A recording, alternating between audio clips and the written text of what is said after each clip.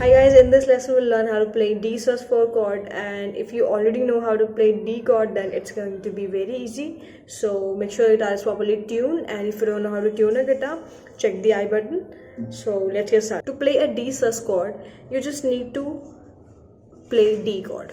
Like this is a D chord, right? So to play a D chord, we need to put our middle finger on the first string of the second fret and our ring finger on the second string of the third fret like this, and our index finger on the third string of the second fret like this.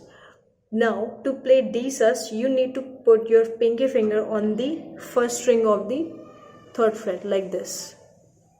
Now this chord is D sus chord, and play only the 4 strings. If I move my pinky finger, now it's called D chord. But when I put my pinky finger, now it's called D sus.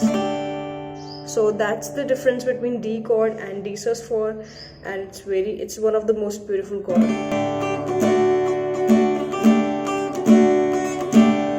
So that's the difference between D and D sus4, just the difference of one finger, that is pinky finger.